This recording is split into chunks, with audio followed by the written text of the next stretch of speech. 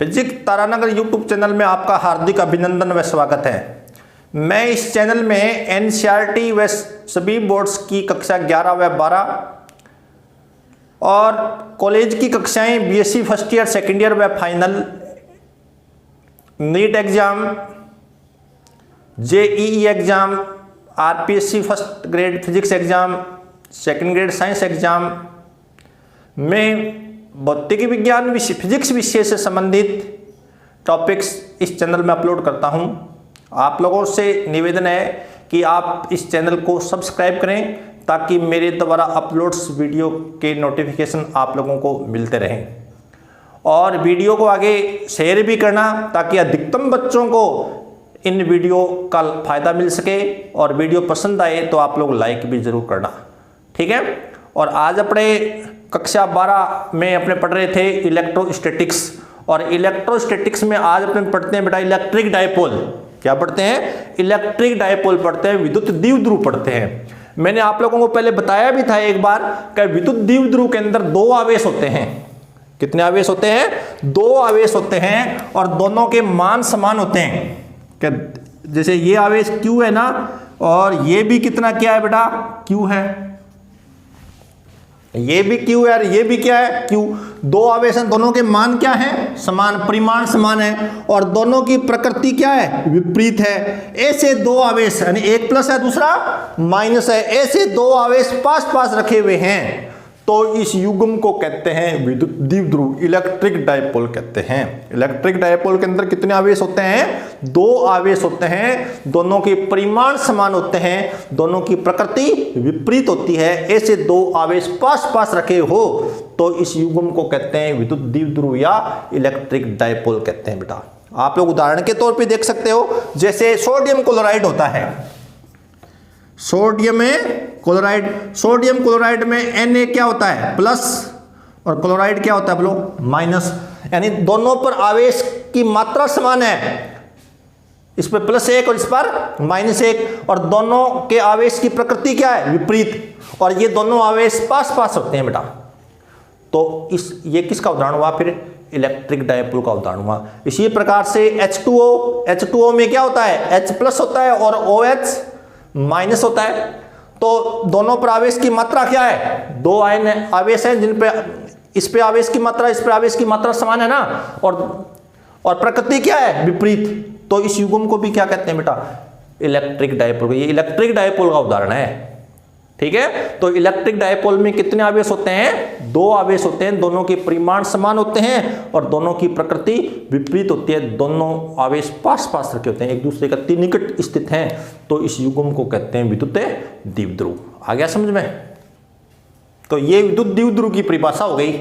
जब समान परिमाण तथा विपरीत प्रकृति के दो आवेश एक दूसरे के अति निकट स्थित हैं तो इस युग्म को विद्युत द्विध्रुव कहते हैं। दोनों आवेशों का परिमाण क्या है? समान है, और प्रकृति क्या है? विपरीत है। तो इस युग्म को क्या कहते हैं? विद्युत द्विध्रुव कहते हैं। तो ये एक आवेश में -Q है, दूसरा क्या है? +Q। ये दोनों आवेश एक दूसरे के पास पास रखे हुए हैं, ठीक है। और ये इलेक्ट्रिक डायपोल के उदाहरण हो गए HCl, NaCl, H2O आदि, ठीक है। अब अपने पढ़ते हैं बेटा विद्युत द्विध्रुव आघूर्ण। क्या पढ़ते हैं?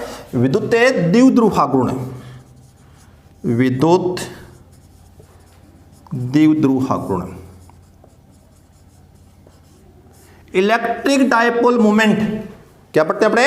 इलेक्ट्रिक डायपोल मोमेंट पढ़ते हैं। ये विद्युत द्विध्रुव आघूर्ण होता किसका है? ये विद्युत द्विध्रुव आघूर्ण विद्युत द्विध्रुव का होता है। किसका होता है?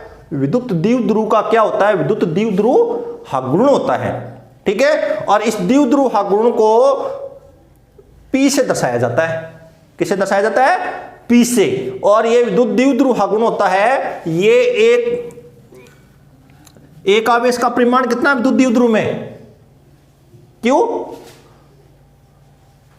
और दोनों आवेशों के बीच की दूरी, दोनों आवेशों के बीच की दूरी को अपने 2a से दर्शाते हैं। किसे दर्शाते हैं? 2a से दर्शाते हैं। a से नहीं दर्शाते, किसे दर्शाते हैं? 2a से।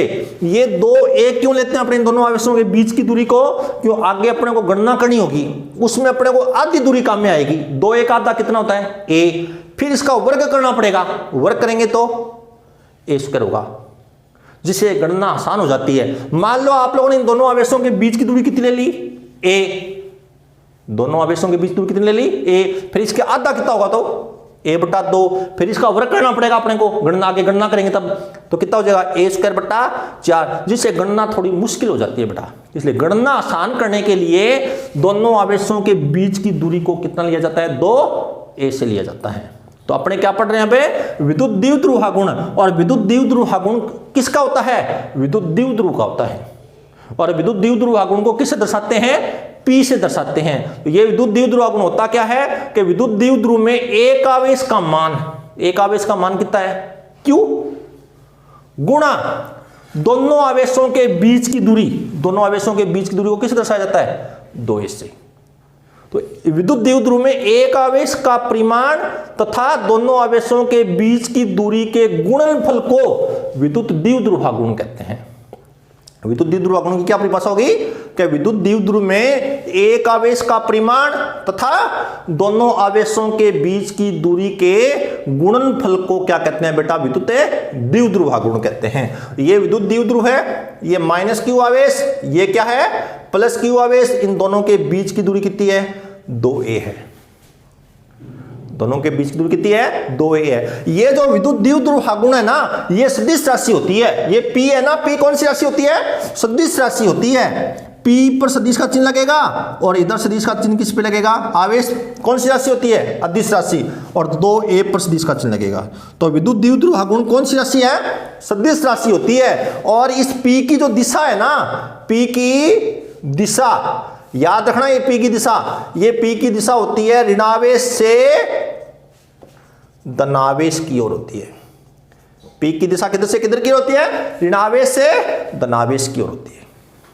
समझ में आ गया। विद्युत द्विध्रुव गुण किसका होता है, विद्युत द्विध्रुव का होता है। और विद्युत द्विध्रुव गुण को किससे दर्शाया जाता है, P से दर्शाया जाता है। और विद्युत द्विध्रुव गुण किसके बराबर होता है, एक आवेश का परिमाण। विद्युत द्विध्रुव में एक आवेश का परिमाण तथा दोनों आवेशों के बीच की दूरी के गुणनफल को विद्युत द्विध्रुव गुण कहते हैं। और ये विद्युत द्विध्रुव गुण कौन सी राशि होती है, सदिश राशि होती है। P कौन सी राशि होती है बेटा, सदिश राशि होती है। इसकी दिशा ऋणावेश से धनावेश की ओर होती है। और इसका मात्रक क्या होता है, मात्रक बताओ, P का मात्रक क्या होता है, Q का मात्रक क्या होता है, कूलाम। आवेश का मात्रक होता है कूलाम। और 2a दूरी का मात्रक क्या होता है, मीटर। तो इसका मात्रक हो गया कूलाम गुणा मीटर स्क्वायर। इसका मात्रक क्या हो गया, कूलाम गुणा मीटर स्क्वायर हो गया। अब अपने इसका V में सूत्र लिखेंगे। क्या लिखेंगे इसका, V में सूत्र। V में सूत्र कैसे लिखा जाएगा, V में सूत्र मैंने आप लोगों को बताया, V में सूत्र मात्रकों के आधार पर लिखने। तो मात्रक क्या है इसका, कूलाम गुणा मीटर। इसका मात्रक क्या है, कूलाम गुणा मीटर। और कूलाम किसके बराबर होता है, मैंने आप लोगों को एक बात बताई थी कि V में सूत्र याद रखने लिखने के लिए कम से कम 5 बातें आप लोग याद रखना। एक तो मैंने बल का V में सूत्र याद रखने के लिए बताया था आप लोगों को, एक मैंने कार्य का V में सूत्र याद रखने के लिए बताया था, तीसरी क्या चीज बताई थी मैंने याद रखने के लिए, वोल्ट बराबर होता है जूल बट्टा कूलाम। चौथी क्या चीज बताई थी मैंने आप लोगों को, कूलाम बराबर होता है एम्पियर गुणा सेकंड। पांचवी चीज क्या बताई थी, ओम बराबर होता है वोल्ट प्रति एम्पियर। तो इसका मात्रक क्या होगा, कूलाम गुणा मीटर। तो कूलाम को क्या लिखेंगे, एम्पियर गुणा सेकंड गुणा मीटर, क्यों कूलाम बराबर होता है एम्पियर गुणा सेकंड। एम्पियर धारा का मात्रक है, इसको किसे लिखा जाता है, ए से, समय को टी से, ये समय का मात्रक है, और ये दूरी का मात्रक है तो इसको लिखा जाएगा एल से। तो क्या हो जाएगा, एम आया क्या, नहीं, M0 L1 T1 A1। ये हो गया बेटा विद्युत द्विध्रुव गुण का V में सूत्र। ठीक है, तो ये द्विध्रुव गुण की परिभाषा हो गई कि विद्युत द्विध्रुव में किसी एक आवेश के परिमाण तथा दोनों आवेशों के बीच की दूरी के गुणनफल को विद्युत द्विध्रुव गुण कहते हैं। और इसे P से व्यक्त करते हैं। और P बराबर क्या होगा, एक आवेश का मान गुणा दोनों आवेशों के बीच की दूरी। इस गुणनफल को क्या कहते हैं, विद्युत द्विध्रुव गुण कहते हैं। और ये कौन सी राशि, जहां 2a क्या है, इन दोनों आवेशों के बीच की दूरी, ये विद्युत द्विध्रुव है। और ये विद्युत द्विध्रुव माइनस क्यू आवेश है, ये प्लस क्यू आवेश है। इन दोनों आवेशों के बीच की दूरी कितनी है? 2a है। 2a क्यों लेते हैं अपने? ताकि गणना अपने आगे गणना करेंगे वो गणना अपने क्या हो जाए? आसान हो जाए। गणना आसान करने के लिए ही दोनों विद्युत द्विध्रुव में दोनों आवेशों के बीच की दूरी को 2a से लिया जाता है। ठीक है। और ये कौन सी राशि होती है? सदिश राशि। p के ऊपर सदिश का चिन्ह लगा दिया और 2a के ऊपर किसका चिन्ह लगा दिया? सदिश का चिन्ह। और विद्युत द्विध्रुव आघूर्ण कौन सी राशि है? सदिश राशि है। और इसकी दिशा किधर से किधर की होती है? ऋणावेश से धनावेश की होती है। याद रखना ये बात, p की दिशा है वो धनावेश से ऋणावेश की होती है। ठीक है। और ये विद्युत द्विध्रुव आघूर्ण का मात्रक हो गया कूलाम गुणा मीटर। आवेश का मात्रक क्या होता है? कूलाम। 2a दूरी का मात्रक क्या हो गया? मीटर। तो कूलाम गुणा मीटर हो गया। और v में सूत्र, ये इसका v में सूत्र हो गया। ठीक है। अब आप नोट में एक बात याद रखना आप लोग है कि ये अपने पास क्या है बेटा? माइनस क्यू आवेश। ये क्या है? प्लस क्यू आवेश। ठीक है। ये विद्युत द्विध्रुव में दोनों आवेशों को मिलाने वाली रेखा है। ये दोनों आवेशों को मिलाने वाली रेखा है ना, ये इसको कहते हैं अक्षीय रेखा। इस दोनों आवेशों को मिलाने वाली रेखा को आगे पीछे बढ़ा दो पूरा, तो ये कौन सी रेखा होती है बेटा? अक्षीय रेखा होती है। ये अक्षीय रेखा। विद्युत द्विध्रुव में दोनों आवेशों को मिलाने वाली रेखा को अक्षीय रेखा कहते हैं। क्या कहते हैं? अक्षीय रेखा कहते हैं। ठीक है। और ये विद्युत द्विध्रुव का कौन है? केंद्र, सेंटर बीच का। हमारे दोनों आवेशों के बीच की दूरी कितनी? 2a। तो ये दूरी कितनी होगी? a। ये भी कितनी होगी? a होगी। तब ये बिंदु O क्या हो जाएगा? इसका सेंटर हो जाएगा, केंद्र हो जाएगा। अब अक्षीय रेखा के लंबवत, अक्षीय रेखा के लंबवत यानी इसके लंबवत होनी चाहिए और विद्युत द्विध्रुव के केंद्र से गुजरनी चाहिए।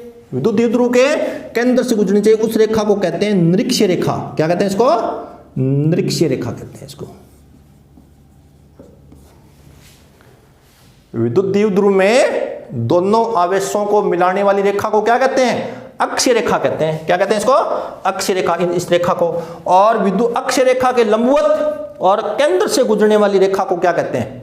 विद्युत द्विध्रुव के केंद्र से गुजरने वाली और अक्षीय रेखा के लंबवत रेखा को कहते हैं निरीक्षीय रेखा। समझ में आ गई बात है? इसका विद्युत द्विध्रुव में क्या होते हैं? आवेश। एक तो होता है माइनस क्यू आवेश, दूसरा क्या होता है? प्लस क्यू आवेश। मैंने आप लोगों को बताया था आवेश है, ये क्या पैदा करेंगे? विद्युत क्षेत्र पैदा करेंगे। यानी ये माइनस क्यू आवेश भी विद्युत क्षेत्र पैदा करेगा और प्लस क्यू आवेश भी विद्युत क्षेत्र पैदा करेगा। दोनों विद्युत क्षेत्र आपसे मिल जाएंगे तो मिलने से एक नया विद्युत क्षेत्र बनेगा, उसका नाम होगा परिणामी विद्युत क्षेत्र। तो इस अक्षीय रेखा पर परिणामी विद्युत क्षेत्र कितना होता है ये बताना है आप लोगों को, अब निकालना है। और इस निरीक्षीय रेखा पर विद्युत क्षेत्र कितना होता है वो निकालना है आप लोगों को। ठीक है ना? इस निरीक्षीय रेखा पर परिणामी विद्युत क्षेत्र कितना होता है और अक्षीय रेखा पर परिणामी विद्युत क्षेत्र कितना होता है, ये अपना टॉपिक पढ़ेंगे। अब अपना अगला टॉपिक है विद्युत द्विध्रुव की अक्षीय रेखा पर विद्युत क्षेत्र की तीव्रता। अगला टॉपिक क्या अपना? विद्युत द्विध्रुव की अक्षीय रेखा पर विद्युत क्षेत्र की तीव्रता। देखो बेटा, अपने पास विद्युत द्विध्रुव में कितने आवेश होंगे? 2 आवेश होंगे। ये आवेश है माइनस क्यू और ये आवेश कौन है? Plus Q. ये विद्युत द्विध्रुव है, इसमें एक तो ये माइनस क्यू आवेश है, ये प्लस क्यू आवेश है। ये विद्युत बिंदु ए और ये बिंदु बी है और दोनों आवेशों के बीच की दूरी कितनी है बताओ? 2a है। और ये विद्युत द्विध्रुव का कौन है बताओ? केंद्र। तो बोलो ये दूरी कितनी हो जाएगी? ये दूरी हो जाएगी a, हो जाएगी ना। और दोनों आवेशों को मिलाने वाली रेखा को क्या कहते हैं बताओ? अक्षीय रेखा। इस रेखा को आगे पीछे बढ़ा देना तो ये अक्षीय रेखा ही होगी। तो अपने क्या करना है? इस अक्षीय रेखा को आगे तक बढ़ा दो, यहां तक बढ़ा दो और यहां पर कोई बिंदु है C। बिंदु कौन है यहां पे? C। और इस बिंदु C पर अपने को क्या ज्ञात करना है बताओ? विद्युत क्षेत्र की तीव्रता ज्ञात करनी है। इस बिंदु C पर क्या ज्ञात करना है अपने को? विद्युत क्षेत्र की तीव्रता ज्ञात करनी है। और इस बिंदु C की विद्युत द्विध्रुव के केंद्र से दूरी कितनी है बेटा? R है। ये बिंदु C है ना, ये प्रेक्षण बिंदु है अपना। और इस बिंदु C की विद्युत द्विध्रुव के केंद्र से दूरी कितनी है? स्मॉल r है। ठीक है। तो अपने इस बिंदु सी पर विद्युत क्षेत्र ज्ञात करना है, तो इस बिंदु सी पर विद्युत क्षेत्र कौन कौन पैदा करेगा बताओ। एक तो ये जो प्लस क्यू आवेश है ना, ये प्लस क्यू आवेश है, ये बिंदु सी पर क्या पैदा करेगा, विद्युत क्षेत्र पैदा करेगा। मान लो कितना पैदा किया, उत्पन्न किया E1। और बिंदु सी पर विद्युत क्षेत्र कौन उत्पन्न करेगा, ये माइनस क्यू आवेश है ना, ये भी बिंदु सी पर क्या उत्पन्न करेगा, विद्युत क्षेत्र उत्पन्न करेगा। क्या उत्पन्न करेगा, विद्युत क्षेत्र उत्पन्न करेगा। कितना उत्पन्न किया, E2 किया। तो यहां बिंदु सी पर दो विद्युत क्षेत्र हो गए, E1 और E2। और विद्युत क्षेत्र कौन सी राशि होती है, सदिश राशि। तो इन दोनों का परिणामी, यानी अब E1 होगा और E2 भी है, इन दोनों के मिलने से क्या बनेगा, बिंदु सी पर परिणामी विद्युत क्षेत्र पैदा होगा। समझ में आ गई बात है। तो E1 और E2 कौन सी राशि है, सदिश राशि। तो E1 और E2 का परिणामी लिखने के लिए सबसे पहले इनकी क्या देखी जाएगी, दिशा देखी जाएगी कि E1 की दिशा कौन सी है और E2 की दिशा कौन सी है। ठीक है, तो अपने E1 की दिशा ज्ञात करते हैं, E1 की कौन सी दिशा होगी। तो मैंने आप लोगों को बताया था E1 किसके कारण उत्पन्न विद्युत क्षेत्र है, प्लस क्यू आवेश के कारण विद्युत क्षेत्र है ना। और बिंदु सी पर ज्ञात करे हो तो प्रेक्षण बिंदु को सीधा आवेश से मिला दिया। तो धनावेश है तो आवेश से बाहर की ओर, ये हो गया E1 की दिशा। E2 की दिशा कौन सी बताओ, बिंदु सी। E2 किसके कारण उत्पन्न विद्युत क्षेत्र है, माइनस क्यू आवेश के कारण। तो बिंदु सी को सीधा आवेश से मिला दिया, यही रेखा बनेगी। माइनस क्यू आवेश है तो आवेश की तरफ, किधर होगा, आवेश की तरफ। तो ये हो गया E2। तो E1 और E2 की दिशा दोनों एक दूसरे के क्या है, विपरीत। जब दोष दिश, याद रखना कि जब दोष दिश एक दूसरे के विपरीत होते हैं तो इनका परिणामी कितना होगा बताओ। ये A सदिश है और ये B सदिश है, तो परिणामी का परिमाण कितना होगा, परिणामी का परिमाण ज्यादा वाले में से कम वाला घटाना है। मान लो A ज्यादा है तो A माइनस B हो जाएगा परिमाण, और B ज्यादा है तो B माइनस A। और परिणामी की दिशा कौन सी होगी, ज्यादा वाली की दिशा होगी। कौन सी दिशा होगी, ज्यादा वाली की दिशा। जब दो सदिशों का परिणामी ज्ञात करना हो तो हमेशा याद रखना कि 3 स्थितियां बनती है। कितनी स्थितियां बन सकती है, 3। नंबर 1 वापिस नो कि दो सदिश समान दिशा में है, दो सदिश समान दिशा में, एक तो ये कंडीशन बन सकती है। तो परिणामी का परिमाण कितना होगा, परिणामी का परिमाण होगा A प्लस B जोड़ के बराबर होगा।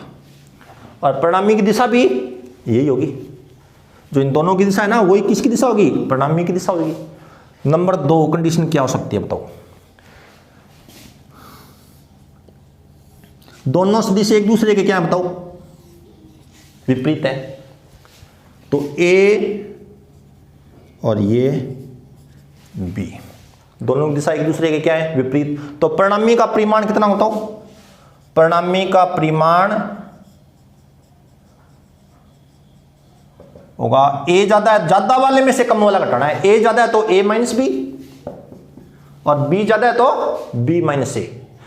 तो परिणामी की दिशा कौन सी होगी, ज्यादा वाली की दिशा। मतलब A ज्यादा है ना तो परिणामी की दिशा ये होगी, और B ज्यादा है तो ये होगी। तीसरी क्या कंडीशन हो सकती है कि A और B किसी कोण पर झुके हुए हैं, इस तरह से A और B किस पे झुके हुए हैं, किसी कोण पर झुके हुए हैं। अब इनका परिणामी कैसे ज्ञात करेंगे तो, अब इनका परिणामी ज्ञात करने के लिए A और B को घटकों में बांटेंगे। A और B को किस में बांटेंगे, घटकों में बांटेंगे। तो दो सदिशों का परिणामी ज्ञात करने के लिए कितनी स्थितियां हो सकती है, 3। नंबर 1 दोनों सदिशों की दिशा समान है तो परिणामी का परिमाण होगा A प्लस B, दिशा भी यही होगी। और जब दोनों सदिश एक दूसरे के विपरीत है तो परिणामी का परिमाण कितना होगा, A माइनस B होगा। ज्यादा वाले में से कम वाला घटाना है, और परिणामी की दिशा वही होगी जो ज्यादा वाले की है। और जब दो सदिशों की दिशा ना तो समान है ना विपरीत है, यानी दोनों सदिश आपस में किसी कोण पर झुके हुए हैं इस तरह से, तो इस अवस्था में इन दोनों का परिणामी ज्ञात करेंगे तो पहले इन दोनों को घटकों में बांटना पड़ेगा। पहले इन दोनों को किस में बांटना पड़ेगा, घटकों में। अब यह प्रश्न उठता है घटक कैसे बनाए जाते हैं, घटक। तो घटक बनाने के लिए आप लोगों को हमेशा एक कोण जरूर दिया होगा, ध्यान देना। घटक किसके बनते हैं हमेशा? घटकों में हमेशा सदिश को बांटा जाता है, सदिश को बांटा जाता है, याद रखना ये बात। घटकों में हमेशा किसको बांटा जाता है? सदिश को बांटा जाता है। कितने घटक बनेंगे? 2 घटक बनेंगे। कितने घटक बनेंगे? 2 घटक बनेंगे। और दोनों घटक है ना वो परस्पर लंबवत होंगे। दोनों घटक परस्पर क्या होंगे? लंबवत होंगे। और जब भी आप लोग घटक बनाओ तो एक कोण जरूर दिया होगा आप लोगों को। क्या दिया होगा? कोण जरूर दिया होगा। समझो, जब भी आप लोग घटक बनाओ तो आप लोगों के सामने एक कोण जरूर दिया होगा, एक कोण जरूर दिया होगा, जरूर दिया होगा। याद रखना, घटकों में किसको बांटा जाता है? सदिश को बांटा जाता है। कितने घटक बनेंगे? 2 घटक बनेंगे। दोनों घटक परस्पर लंबवत होंगे, मतलब दोनों के बीच में कोण कितने डिग्री का होगा? 90 डिग्री का होगा। और एक कोण जरूर दिया होगा आप लोगों को। अब मैं बताता हूं घटक कैसे बनाए जाते हैं। ठीक है, ये बातें दिमाग में रखना आप लोग। देखो, घटक बनाने अपने को, अभी मैं थोड़ी बेसिक बातें बता रहा हूं, ठीक है? फिर अपने उस टॉपिक पे आएंगे। अब आप लोग ध्यान देना, ये आप लोगों को सदिश दिया हुआ है बेटा ए, इसके घटक बनाने आप लोगों को। ये कोण दे रखा आप लोगों को, ए के घटक बनाने। ए का इस दिशा में घटक कितना होगा? ए का हमेशा आयत समानांतर चतुर्भुज बनेगा, आयत बनेगा। क्या बनेगा? हमेशा आयत बना। और ये जो है ना ए, ये विकीर्ण होगा उस आयत का। उस आयत का क्या होगा? विकीर्ण होगा। तो इस दिशा में घटक कितना होगा बताओ? इस दिशा में, इस दिशा में घटक होगा। अब आप लोग देखो कि ये त्रिभुज बन गया ना, और ये कोण कितनी डिग्री का होगा? 90 का। आयत बनेगा ना। अरे ये जो ए है उसका क्या होना चाहिए बताओ? ए उस आयत का क्या होना चाहिए? विकीर्ण। क्यों? ए मुख्य सदिश है। ए क्या है? मुख्य सदिश है। ये उसका विकीर्ण होना चाहिए। इस तरह का क्या बनेगा? आयत बनेगा या समानांतर चतुर्भुज बनेगा। ठीक है। अब ये कितना होगा बताओ? इस दिशा में घटक कितना होगा? ये त्रिभुज दिखाई दे रहा है आपको, समकोण त्रिभुज है। तो ये 90 डिग्री के सामने वाला क्या होगा? कर्ण है। ये क्या होगा? आधार। ये क्या होगा? लंब। तो आप लोगों को पता है कि कोस थीटा बराबर क्या होता है बताओ? आधार बट्टा कर्ण है। तो ये बुझा। ठीक है, मान लो आप लोग इसको x मान लेते हैं, x बट्टा ये कितना होगा? a। तो x बराबर कितना हो गया? a cos theta. तो ये घटक आ गया a कोस थीटा। अब ये बताना है ये कितना होगा? ये क्या है? इस त्रिभुज का लंब। तो आप लोग साइन थीटा लगाओ। साइन थीटा बराबर क्या होता है बताओ? y बट्टा ये y मान लेता हूं, और ये कर्ण कितना है? a। लंब बट्टा कर्ण हो गया ना। तो y बराबर कितना हो गया? a साइन थीटा, यानी ये हो गया a साइन थीटा। एक घटक तो हो गया a कोस थीटा, दूसरा क्या हो गया? a sine theta. तो ये जो भुजा है ना आयत की, इस समांतर चतुर्भुज की, वो a कोस थीटा को व्यक्त करेगी, और ये a साइन थीटा को व्यक्त करेगी। इन दोनों का परिणामी कोण होगा? a, जो समानांतर चतुर्भुज के विकीर्ण के द्वारा दर्शाया जाएगा। ठीक है, यानी एक घटक तो होगा कोस थीटा, दूसरा घटक क्या होगा? Sine theta. एक घटक तो क्या होगा? कोस थीटा, दूसरा क्या होगा? Sine theta. अब डायरेक्ट कैसे याद रखोगे? देखो डायरेक्ट कैसे याद रखा जाता है इन घटकों को। देखो कोस थीटा घटक कौन सा होगा? आप लोगों को जब भी घटक बनाओगे तो एक कोण जरूर दिया होगा, एक कोण जरूर दिया होगा। और जिस दिशा के साथ कोण दिया गया है ना आप लोगों को, जिस दिशा के साथ कोण दिया गया है, दिया गया ना, उस दिशा वाला घटक हमेशा कोस होता है, a कोस थीटा होगा। ठीक है, और दूसरा घटक है वो इस घटक के साथ 90 डिग्री का कोण बनाएगा। कितना डिग्री कोण बनाएगा? 90 डिग्री कोण बनाएगा। और 90 डिग्री का कोण भी इस तरह से बनाएगा जिसको घटकों में, देखो 90 डिग्री कोण तो नीचे भी बनता है। हेलो, नहीं, 90 डिग्री का कोण भी इस तरह से बनाएगा जिसको घटकों में बांट रहे हैं ना वो बीच में होना चाहिए। नहीं, ये ए मुख्य सदिश है ना, ये क्या होना चाहिए बीच में, तो कहां बनेगा 90 डिग्री कोण ऊपर ऐसे, तो ये घटक होगा ए साइन थीटा, ऑटोमेटिक हो जाएगा। इन दोनों घटकों के बीच में कोण कितने डिग्री का है 90 डिग्री का। अब दोनों घटक ए कोस थीटा, दूसरा घटक कौन है ए साइन थीटा, और मुख्य सदिश कौन है ए। इन तीनों की पूंछ मिलनी चाहिए आपस में, तीनों की क्या मिलनी चाहिए पूंछ। तो ए की पूंछ कहां है बताओ, ए की पूंछ यहां है, तो इन दोनों की पूंछ भी यहीं मिलनी चाहिए, तो इन दोनों की दिशा ये करनी पड़ेगी आप लोगों को। समझ में आ गया। तो कोस थीटा घटक कौन सा होगा, जिस दिशा के साथ कोण दिया गया है उस दिशा वाला घटक है कोस होगा, और दूसरा घटक क्या होगा ऑटोमेटिक ही साइन होगा। दोनों घटकों के बीच में कोण 90 डिग्री का होगा, और दोनों घटकों के बीच में कोण 90 डिग्री का इस प्रकार से होगा कि जिसको घटकों में बांट रहे हैं वो बीच में होना चाहिए। ठीक है।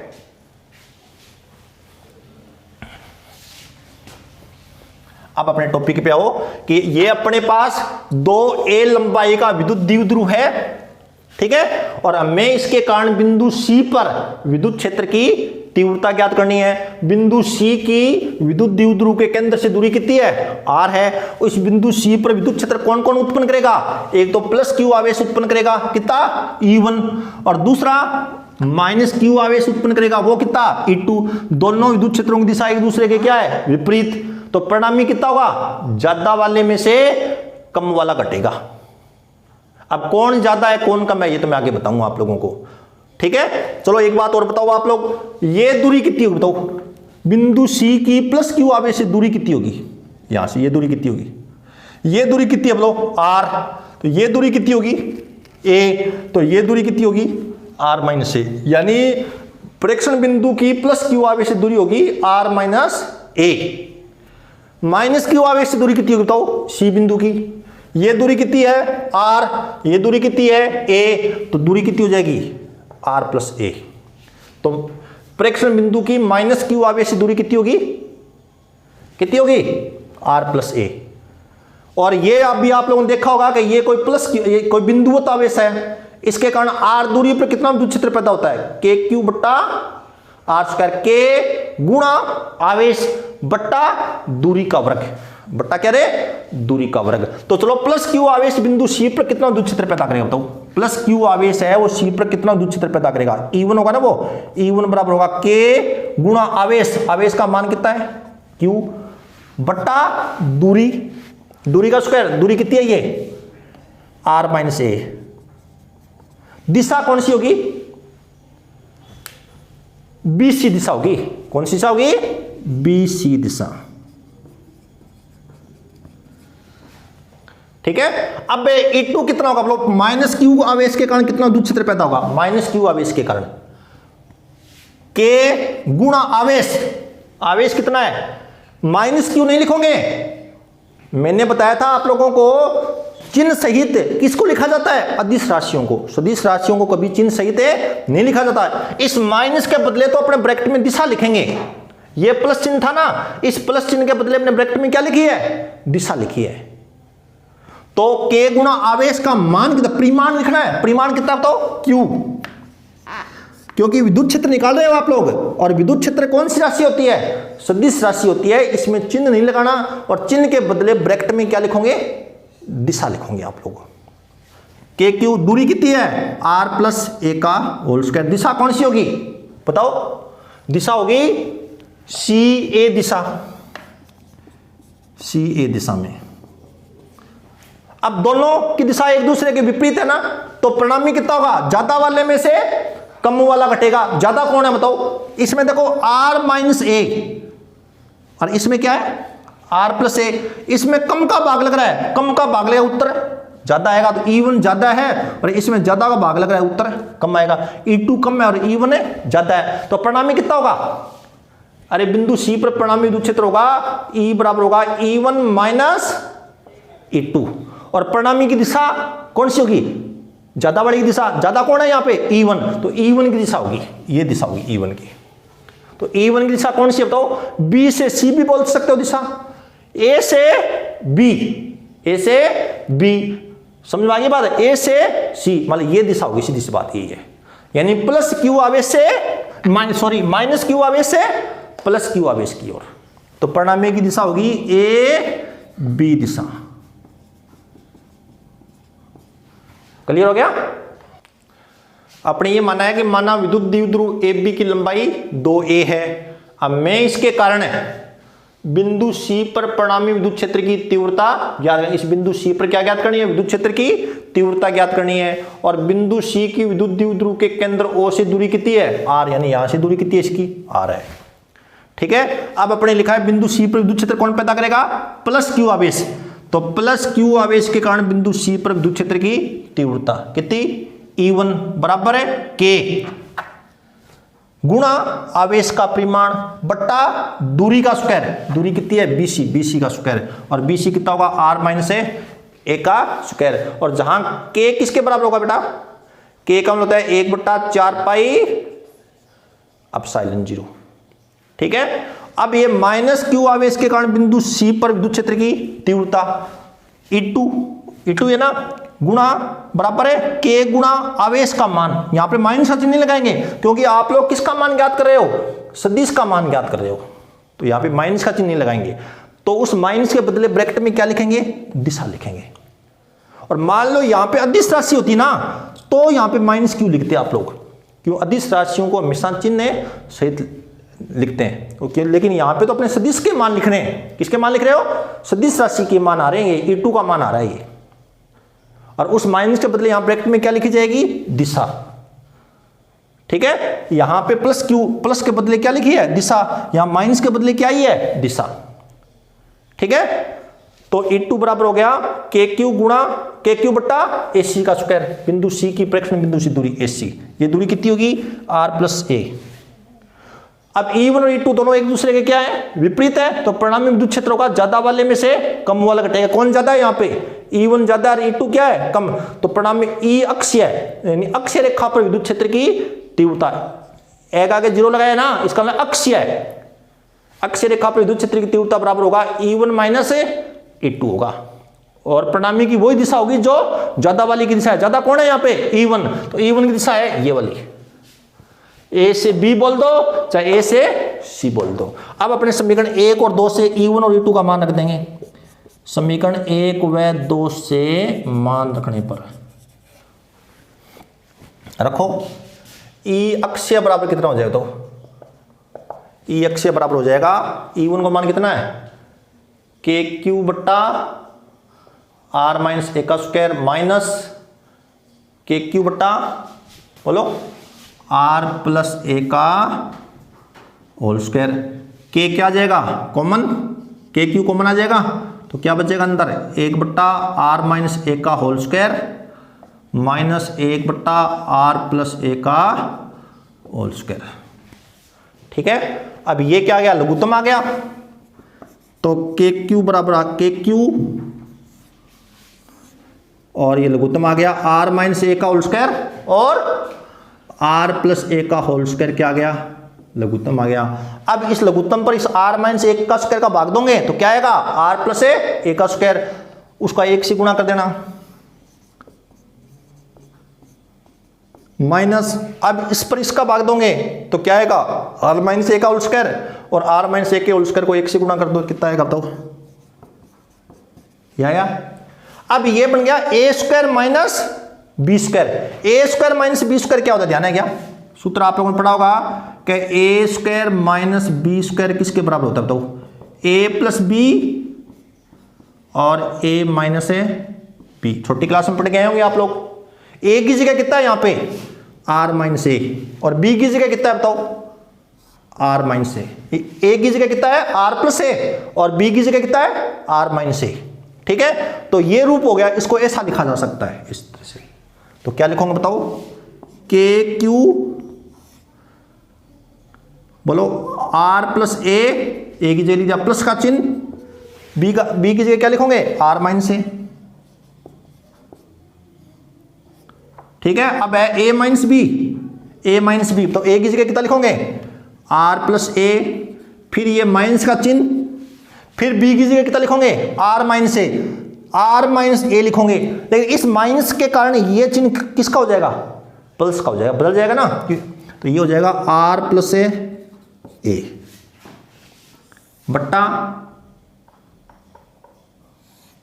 अब बताओ यहां पर फिर देखो ये जो है ना आर माइनस ए का होल स्क्वायर और आर प्लस ए का होल स्क्वायर, इसको मैं ऐसे लिख सकता हूं क्या, आर माइनस ए का होल स्क्वायर, आर माइनस ए और आर प्लस ए फिर इसका होल स्क्वायर। ये क्या है, ए माइनस बी, ये क्या है ए प्लस बी, ए माइनस बी गुणा ए प्लस बी किसके बराबर होता है बताओ, ए स्क्वायर माइनस बी स्क्वायर। यहां पर ए की जगह कितना है आर, तो इसको लिखा जाएगा R square minus A square, और इसके ऊपर क्या है स्क्वायर, तो ये कितना हो जाएगा बेटा, यहां पे लिख दूं मैं आर स्क्वायर ए स्क्वायर फिर इसकी होल स्क्वायर।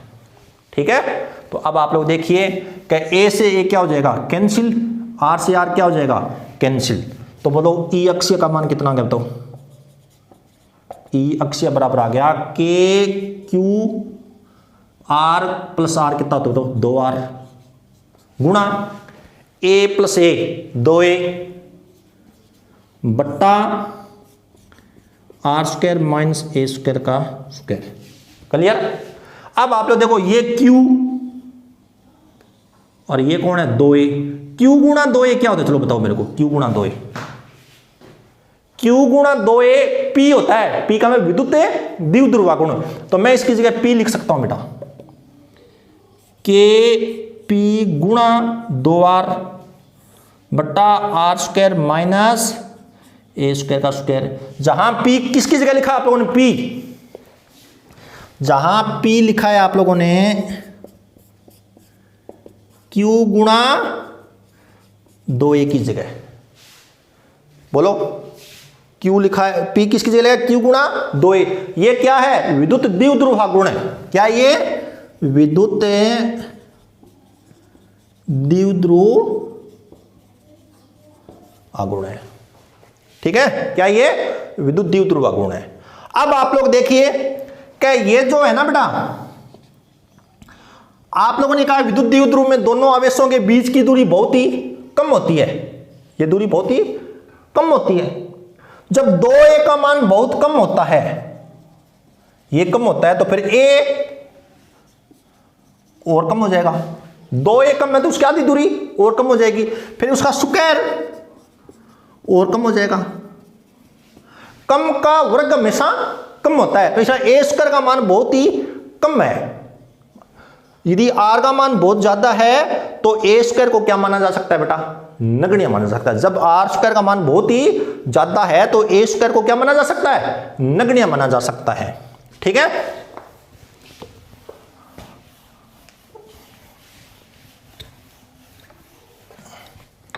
यदि R very very greater than कितना है ए है, तो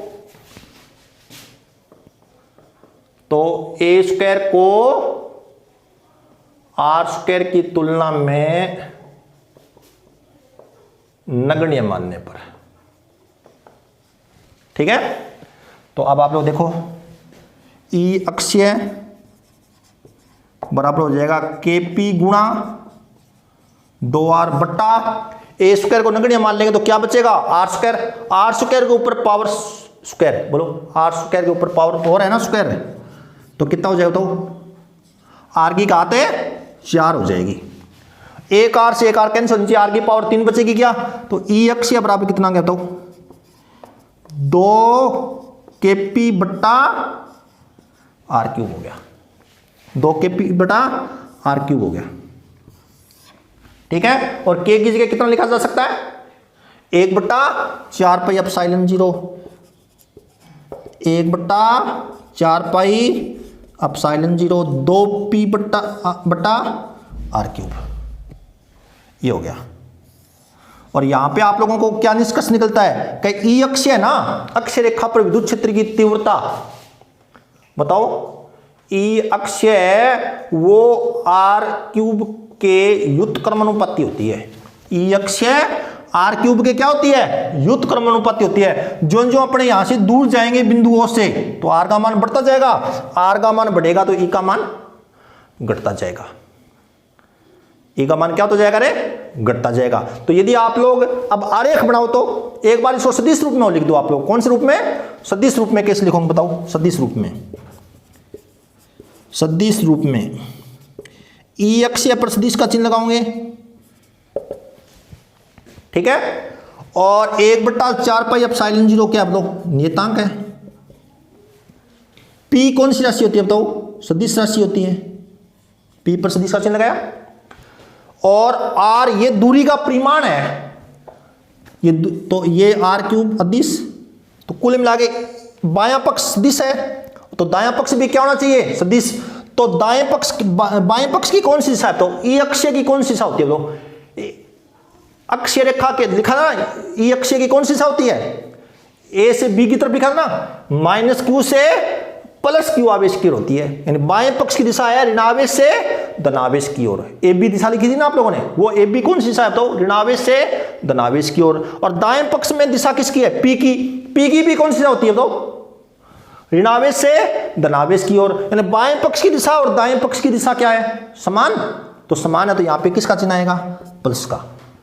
यानी इसका ये प्लस चिन्ह इस बात को व्यक्त करेगा, बायां पक्ष और दाएं पक्ष की दिशा क्या है, समान। यदि दोनों की दिशा बाएं पक्ष और दाएं पक्ष की दिशा एक दूसरे के विपरीत होती है, तो यहां पे किसका चिन्ह लगाते हैं आप लोग, माइनस का। लेकिन यहां पे किसका लगेगा, प्लस का। चिन्ह नहीं लगाऊंगा तो भी किसका माना जाएगा, प्लस का। अब आप लोग आरेख खींचो, ग्राफ। ग्राफ किस किस के बीच में खींचोगे, यहां पे ग्राफ खींचोगे यहां पे ई और आर के मध्य, ई और आर के मध्य ग्राफ खींचो, आरेख। इधर मैं क्या लिखूंगा, आर, इधर क्या लिखूंगा, ई अक्षीय। और ई अक्षीय ना वो r³ के क्या है बताओ, व्युत्क्रमानुपाती। जब r का मान 0 होगा, r का मान है 0 होगा, तो e का मान कितना होगा बताओ। जब नीचे 0 आएगा, उत्तर कितना आएगा, अनंत। अनंत की कोई सीमा होती है क्या, तो इसलिए यहां पे ग्राफ कहां से शुरू होगा, अनंत से। और जो जो r का मान बढ़ेगा, e का मान क्या होता जाएगा, कम होता जाएगा। और कहां पे जाके 0 होगा r का मान, r का मान 0 कहां पे जाके होगा, जब r का मान अनंत है, नीचे जब अनंत आएगा तो उत्तर कितना आएगा, 0। मतलब अनंत पे जाके 0 होगा। तो इसलिए इधर भी ग्राफ कहां पे जाके मिलेगा, अनंत पर। इधर भी ग्राफ कहां से शुरू होगा, अनंत से। इन दोनों तरफ ग्राफ को आप लोग टच नहीं करवाओगे, ठीक है ना। ई अक्षीय व्युत्क्रमानुपाती कितना, r³, ठीक है। आप लोगों ने इससे पहले बिंदुवत आवेश के कारण भी विद्युत क्षेत्र की तीव्रता पड़ी थी। किसके कारण है, बिंदुवत आवेश के कारण। उसमें क्या देखा था कि ये कोई q आवेश है और इसने r दूरी पर विद्युत क्षेत्र पैदा किया, कितना, kq/r²। ये किसके कारण है, बिंदुवत आवेश के कारण है। बिंदुवत आवेश के कारण विद्युत क्षेत्र है, E = kq/r²। वो E है ना, वो r² की व्युत्क्रमानुपाती होती है। बिंदुवत आवेश के कारण विद्युत क्षेत्र की जो तीव्रता है वो r² के व्युत्क्रमानुपाती होती है। जबकि विद्युत द्विध्रुव के कारण उसकी अक्ष रेखा पर जो विद्युत क्षेत्र होता है ना, वो r³ के व्युत्क्रमानुपाती होता है। समझ में आ गई बात है। तो आप लोगों को ये पूछ ले कि बिंदुवत आवेश के कारण विद्युत क्षेत्र की तीव्रता और विद्युत द्विध्रुव की अक्ष रेखा पर उत्पन्न विद्युत क्षेत्र की तीव्रता में भिन्नता क्या है। तो बिंदुवत आवेश के कारण विद्युत क्षेत्र की तीव्रता r² पर निर्भर करती है, r² के व्युत्क्रमानुपाती होती है। जबकि विद्युत द्विध्रुव की अक्ष रेखा पर विद्युत क्षेत्र की तीव्रता r³ के व्युत्क्रमानुपाती होती है, ठीक है। तो बेटा ढंग से टॉपिक को पढ़ना, समझ में आ जाएगा।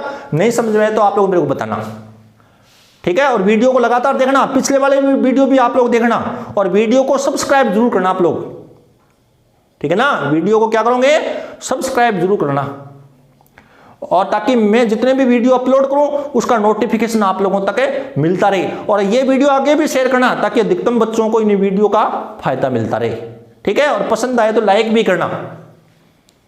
धन्यवाद।